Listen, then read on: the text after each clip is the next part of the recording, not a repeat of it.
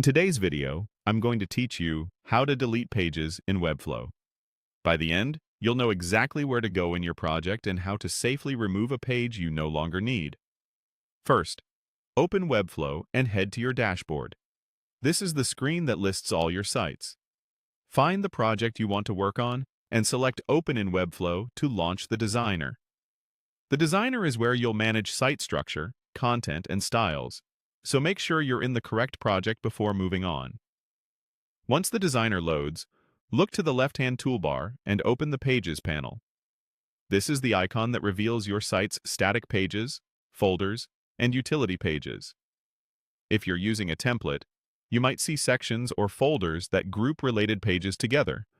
For example, some templates include a template help area, or you might see a folder that shows a count like 3 pages.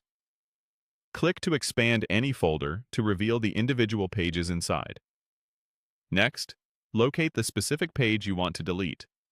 A common example in templates is the Style Guide page, which documents typography, colors, and components. If you're certain you no longer need it, hover over that page name to reveal its options.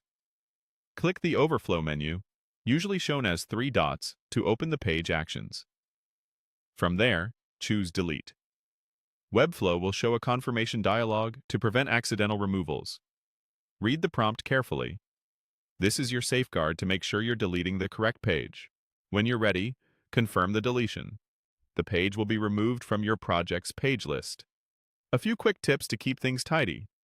You can't delete the current homepage, so if the page is set as your homepage, assign a different homepage first. Deleting a page removes it from your project, but any external or internal links pointing to it will break. After deleting, scan your navigation menus and links to update or remove references. If the page received traffic, consider setting up a redirect to a relevant page to preserve user experience. And if you're even slightly unsure, duplicate the page before deleting so you have a backup version to fall back on.